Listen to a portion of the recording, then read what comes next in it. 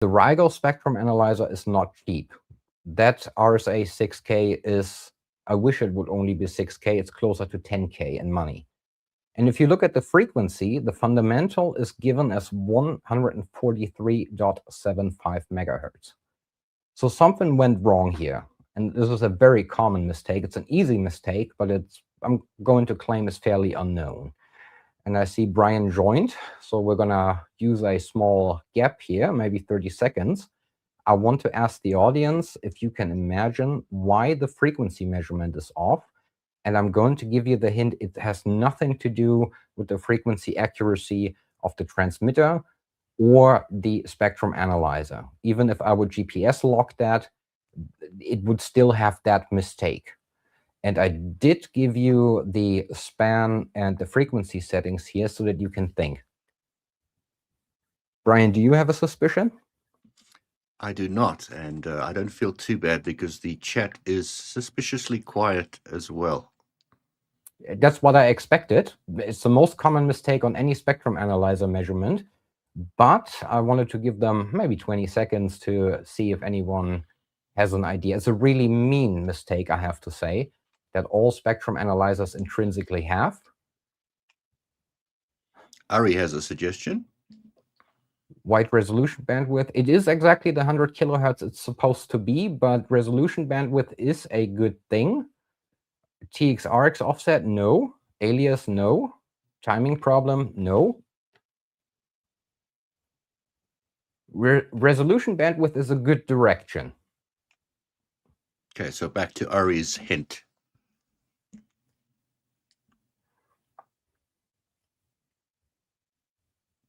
And I must say, I will jump in here just to point out that we have a lot of hammers here with their handles. Yes, I've seen that. Exactly the audience. I just wanted to save these to put them up. You guys can seek each other out on the 50 ohm antennas and the airwaves. We got the answer in the chat. Christopher nailed it. Christopher, he says it's the spectrum analyzer synthesizer. Tell us about that. Yes. Okay, let me move on to the next slide. What people forget, and I should have probably put some descriptions on this image, but sure, why not? I am here. Like, actually, let's go back. Right now, it's set to a span of 1.4 gigahertz. That means this from here to here is 1.4 gigahertz. The resolution bandwidth is 100 kilohertz. This spectrum analyzer in particular has 801 points between here and there. That looks something like this. So the distance from each one of those humps, those are the sampling points, is going to be 100 kilohertz distance. Any signals in between are going to fall outside of it and are essentially invisible. Now you're going to ask, well, but it wasn't invisible, it just showed at the wrong frequency. Yes, because the 3 dB bandwidth of this Gaussian-shaped filter is the frequency given. So the 3 dB bandwidth is 100 kilohertz. Well, that doesn't mean that a signal that's outside of that bound doesn't come through. So if somebody would do the math, the 143.7 something megahertz would be this peak of where the spectrum analyzer thinks it is, and the signal is in our case actually above. So we're getting a false frequency reading and a false amplitude reading. Both are wrong, and this is the number one thing. If you take away one thing from this entire talk, it's this, because you will see it everywhere after that.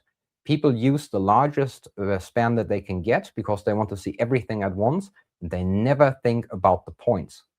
And if you have some understanding about that, you can make really good measurements.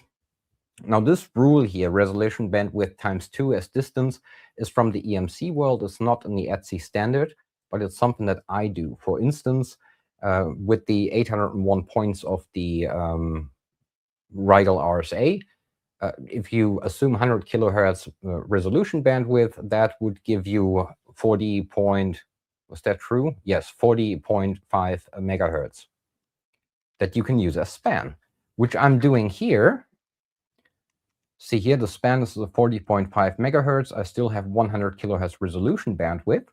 My center frequency is 145 megahertz, and all of a sudden, the frequency reading is correct.